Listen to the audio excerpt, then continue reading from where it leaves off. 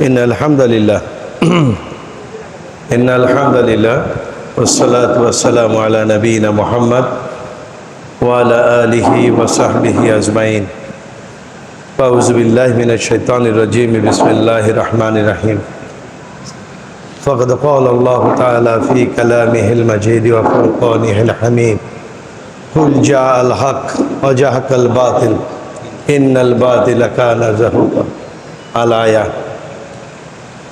বাংলাদেশ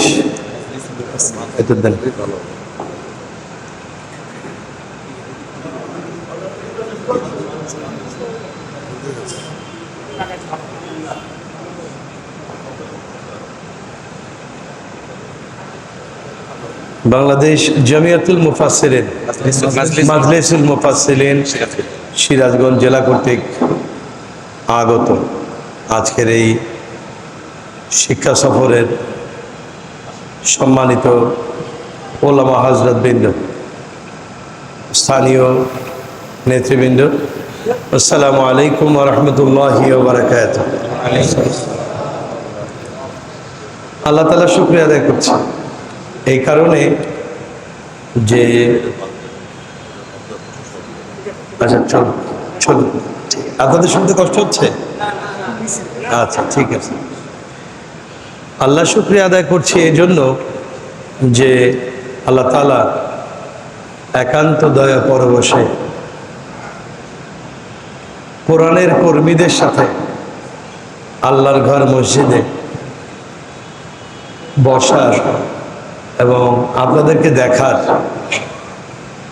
এবং আপনাদের সামনে কিছু কথা বলার তৌফিক ইনায়েত করেছেন। এই জন্য মাবুদের দরবারে শুকরিয়া আদায় করছি, আলহামদুলিল্লাহ।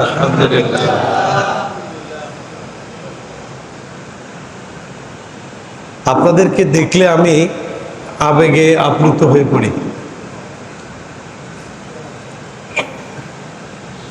কারণ আপনারা তো কোরআনের পাখি, আপনারাই তো কোরআনের পাখি। আল্লামা সাঈদীর যোগ্য উত্তরসূরি আপনারা। আল্লামা সাঈদীর রেখে যাওয়া কাজ, অসম্পূর্ণ কাজগুলি আল্লাহ তাআলা আপনাদের মাধ্যমেই তো বাস্তবায়ন করছেন। আগে বাংলাদেশে, স্বাধীন বাংলাদেশে একটি কণ্ঠ প্রচারিত হতো, একটি কণ্ঠ বিশ্বময় ছিল। এখন এক সাঈদী কণ্ঠ থেকে আল্লাহ তাআলা লক্ষ সাঈদী তৈরি করে দিয়েছে, আলহামদুলিল্লাহ। আপনারা যেখানেই যান, আপনাদের আমল আখলাক, আপনাদের ওঠা বসা চলাফেরা কথা, আপনাদের ড্রেস, আপনাদের টুপি, সব কিছু মানুষ সাঈদী সাহেবের পাল্লায় মাপতে চায়, তাই না? জি জি। আল্লাহ তাআলার দয়া যে আল্লাহ তাআলা তার মতো একজন মানুষকে এই পিরোজপুরের ভূমি থেকে সারা পৃথিবীতে ছড়িয়ে দিয়েছে। এখানে তো ব্যক্তির কোনো কৃতিত্ব নাই, আছে নাকি? ব্যক্তির কোনো কৃতিত্ব নাই, এটা তার কণ্ঠের কোনো মাধুর্য নাই, এটা তাতে তার জ্ঞানের কোনো গরিমা নাই, এটা সবটাই মহান মাবুদের দয়া। তিনি দয়া করেছেন বলেই আল্লাহ এই কণ্ঠকে সারা পৃথিবীতে ছড়িয়ে দিয়েছেন। আমরা যারা আপনাদের কাছে, আপনাদের মাঝে আল্লামা সাঈদীকে খুঁজে বেড়াই, আপনাদের কাছে এই জাতির প্রত্যাশা, আল্লামা সাঈদী যেভাবে কোরআনের ময়দানে, রাজনীতির ময়দানে ইসলামী আন্দোলন প্রতিষ্ঠার জন্য বীর দর্পে ছিলেন, আপনারা যেন সেভাবে এগিয়ে আসেন। আল্লামা সাঈদী একটি সংগঠন করতেন, সেই সংগঠনের নাম কি? বাংলাদেশ জামাত ইসলামী। এটা বাংলাদেশ বা পৃথিবীর কে জানে না যে তিনি জামাত ইসলামী করতেন? সকলেই জানে। কিন্তু তিনি তার পরিচয়কে কখনো লুকাননি। তিনি তার পরিচয়, তার মূল পরিচয়কে ধারণ করেই তিনি কোরআনের ময়দানে বিচরণ করেছেন। আমরা দেখতে পাই আমাদের সম্মানিত কিছু ওলামা হজরত তারা তাদের পরিচয় দিতে কার্পণ্য বোধ করেন। তারা মনে করেন যে হয়তো পরিচয় পেয়ে গেলে দাওয়াত কম হতে পারে, হয়তো পরিচয় পেয়ে গেলে খাতির যত্ন কম হতে পারে। আপনারা যদি এটা চোখের সামনে দেখেন, আল্লামা সাঈদী তার নিজ পরিচয় দিতে কখনো কার্পণ্য করেননি। তিনি একই সাথে সংসদে দায়িত্ব পালন করেছেন, একই সাথে কোরআনের ময়দানেও দায়িত্ব পালন করেছেন, একই সাথে জামাত ইসলামীর ব্যানারে রাজপথেও তিনি একসঙ্গে মিছিল মিটিং সংগ্রাম করেছেন। তার দাওয়াত কিন্তু একটু কমে যায়নি, বরং 1 বছর 2 বছর আগেও তার থেকে ডেট নিয়ে কে কুলাতে পারত না। আপনারা তো অনেক সৌভাগ্যবান,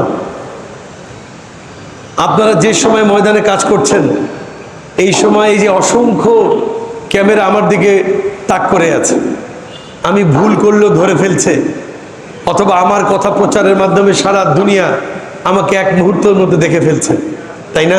জি। আল্লামা সাঈদী যখন এই ময়দানে এসেছিলেন, এই ময়দানে ফেসবুক ছিল না, ইউটিউব ছিল না, ক্যামেরা ছিল না, টিভি ছিল না, কিছুই ছিল না। তখন একটাই মাধ্যম ছিল, কিছু পোস্টার। কিন্তু তার এমন কোনো মাহফিল কি ছিল যেখানে লক্ষাধিক জনতার থেকে কম মানুষ উপস্থিত হতো? এটা আল্লাহর দয়া, এটা আল্লাহর দয়া।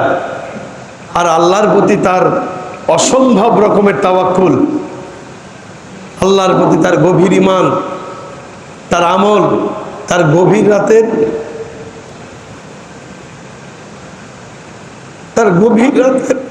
আমল তো আমরা দেখেছি।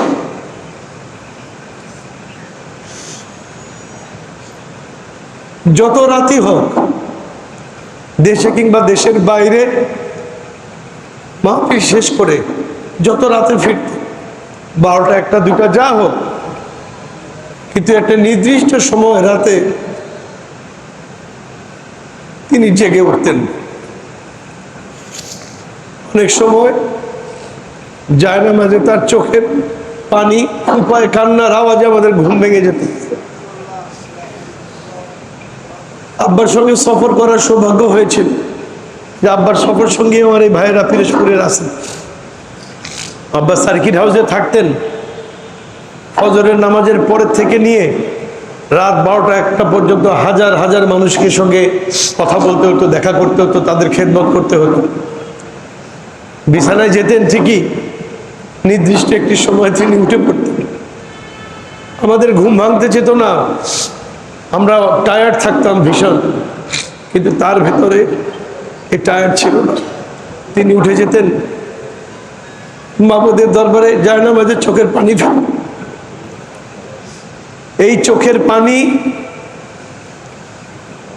আর তার আমল, আল্লাহ তাআলা তাকে এর বিনিময়ে বিশ্বব্যাপী পরিচিতি লাভ করে দিয়েছে। আল্লাহ সাক্ষী, এখানে তার ব্যক্তিগত কোনো কৃতিত্ব ছিল না, সবটাই কোরআনের মুজিজা, সবটাই কোরআনের মুজিজা। আর আপনারা সেই কোরআনের খাদেম, আর আপনারা সেই কোরআনের পাখি। আপনাদের কাছ থেকে জাতি, আল্লামা সাঈদীর যে শূন্যতা সৃষ্টি হয়েছে, আপনাদের কাছ থেকে জাতি সেই শূন্যতা পূরণ দেখতে চায়। আমরা দেখতে চাই, সংগঠন দেখতে চায়। এই ময়দান একদিনে তৈরি হয়নি। আপনারা জানেন 2010 সালে গ্রেপ্তারের আগে শেখ মুজিবের আমলে আল্লামা সাঈদীকে 1975 সালে আরেকবার গ্রেপ্তার করা হয়েছিল। সেটা গ্রেপ্তার করা হয়েছিল 29শে জুলাই। আর শেখ হাসিনার কন্যা জালেম হাসিনার হাতে যখন আব্বা গ্রেপ্তার হয়েছিলেন, সেটা ছিল 29শে জুন। ওইটা ছিল পিতার হাতে, আর এটা ছিল কন্যার হাতে, দুইজনই অভিশপ্ত। 1975 সালে তাকে গ্রেপ্তার করেছিল কোন অপরাধে? তাকে গ্রেপ্তার করে নিয়ে কিন্তু একবারও বলা হয়নি আপনি 1971 সালে কি করেছিলেন, 1971 সালে আপনার ভূমিকা কি ছিল, এই কারণে তাকে গ্রেপ্তার করা হয় নাই। বরং তাকে গ্রেপ্তার করে ঢাকায় নিয়ে আসা হয়েছিল, ঢাকা পুলিশ লাইনে। সেখানে এসে তাকে জিজ্ঞাসাবাদ করা হয়েছিল, আপনার মাহফিলে এত লোক কেন হয়? আপনি সরকার বিরোধী কেন কথা বলেন? আপনি ভারত বিরোধী কেন কথা বলেন? আর আপনার কথায় মানুষ উজ্জীবিত হয় কেন? এই ছিল তাদের প্রশ্ন।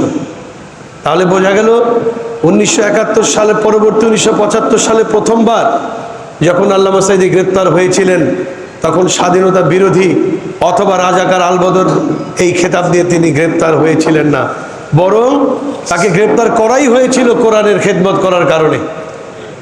একইভাবে 2010 সালেও এই খুনি হাসিনা যখন তাকে গ্রেপ্তার করে, তার অপরাধ ওই একটাই ছিল যে তিনি আল্লাহর জমিনে আল্লাহর দ্বীন কায়েমের প্রতিষ্ঠার আন্দোলন করতেন। অন্য কোনো অপরাধ ছিল না, আমাদের নেতৃবৃন্দের কারো কোনো অপরাধ ছিল না। তাদের অপরাধ একটাই, এই জমিনে আল্লাহর সার্বভৌমত্ব প্রতিষ্ঠার আন্দোলন তারা করছিলেন।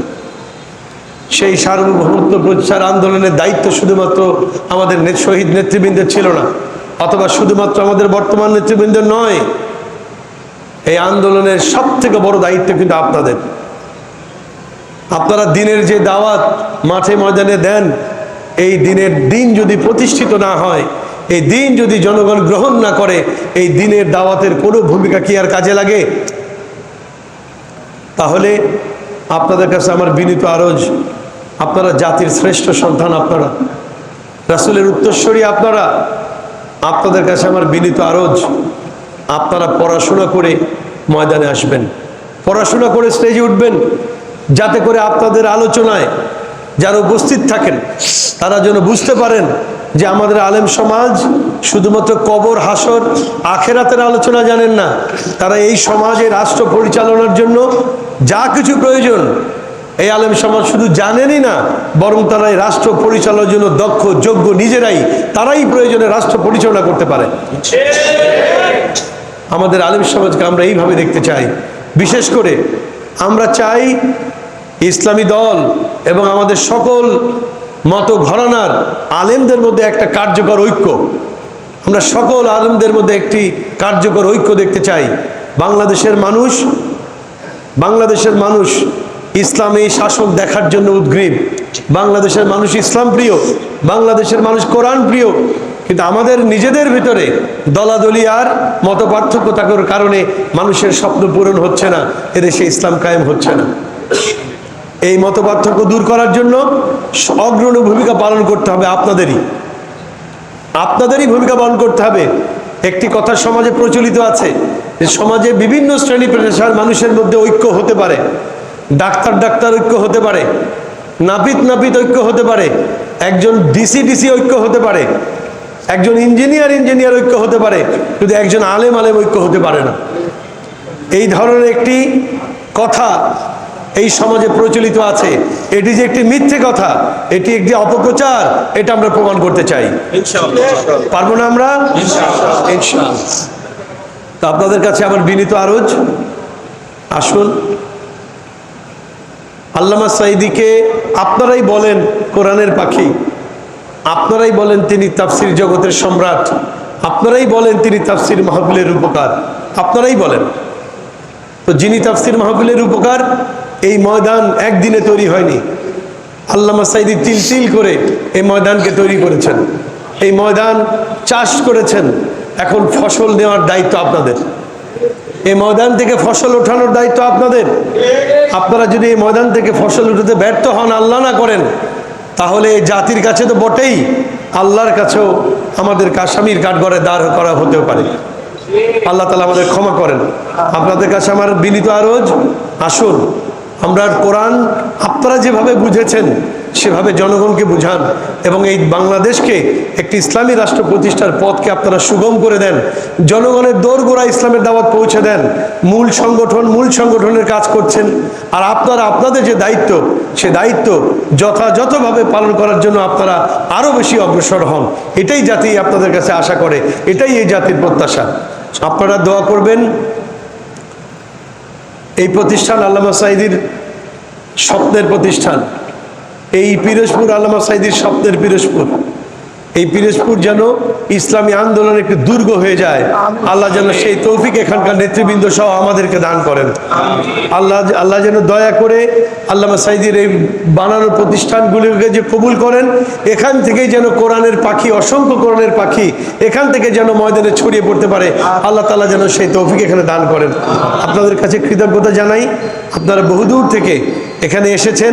আপনারা তো আরো সৌভাগ্যবান যে আপনাদের ওখানে আমাদের এমন একজন নেতা আছেন যাকে কিনা সারা বাংলাদেশের মানুষ ভালোবাসে, মজলুম জননেতা মাওলানা রফিকুল ইসলাম খান ভাই আপনাদের নেতা, তাই না? তিনি আমাদেরও নেতা, তিনি আমাদেরও নেতা, মজলুম জননেতা।